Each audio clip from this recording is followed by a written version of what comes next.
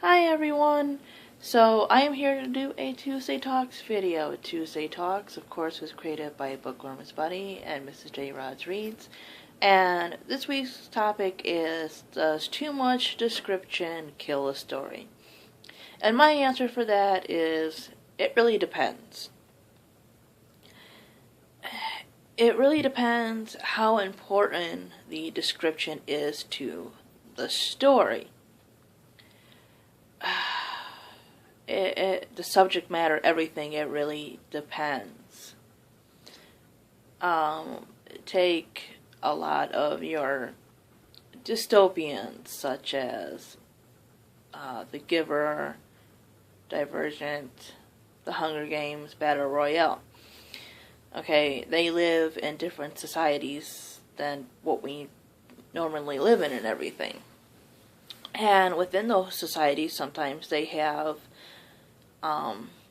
different culture-like type living, such as in Panem, between the districts and the capital, and the author's description of how people like Katniss lived and how they dressed versus the people of the capital, how one was normal, hardworking, and everything, and then the other ones were completely ridiculous.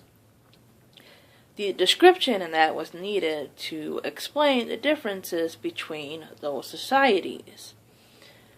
In the same stories, and stories like Battle Royale, that have a lot of fighting and death, well, obviously, it's descriptive for entertainment. And when you're speaking in that first person present tense, like in the Hunger Games, where we are literally going on the main protagonist's journey, it helps to get into that world, but you have to keep things like relevant to the story. Explain things in details that's important to understand this world. Like The Giver. They describe things that explain the society that Jonas lived in. They really didn't spend a lot of time on what Jonas wore or this or that unless there was an important reason. Like when he discovered what hair color his friend had, just because of the whole not seeing color thing and everything.